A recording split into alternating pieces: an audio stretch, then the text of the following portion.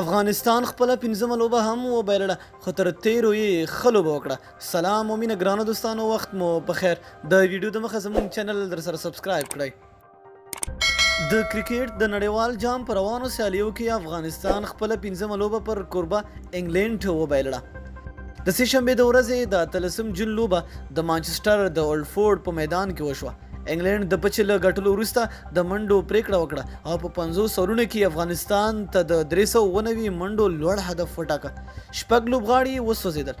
د انګلینډ کپټان ایون مورګن 148 منډې وکړې. افغانستان د ټولو لوبغاړو په سوځېدو سره 240 منډې وکړې او خپله پنځمه لوبه 158 منډو وبایلله. دا په نړیوال جام کې د افغانستان تر ټولو ډېرې منډې دي چې کوي او اول ځل و چې افغانستان پوره 50 سرونه ولوبول. په افغان بیټسمینانو کې تر ټولو ډېرې 80 منډې حشمت الله شاهدي وکړې.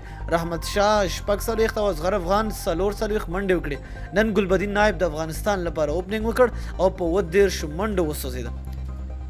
اصغر او حشمت په ګډه د شاوخوا 90 منډو ملګرتیا وکړه او دا په دغو سیالیو کې د منډو له پلوه د افغان لوبغاړو تر ټولو ښه ملګرتیا بلل کېږي. په افغان توپ اچوونکو کې بیا ګلبدین نایب 3 کسان وسوځول او پر راشد خان بیا تر ټولو ډېرې منډې وشوې. هغه په 9 اورونو کې 110 منډې ورکړې او کوم کس یې هم ونه سوځو. د افغانستان شپږمه لوبه د شنبې په ورځ جون په 22 له هند سره ده. مننه چې ویډیو مو راسره تر پایه وکته.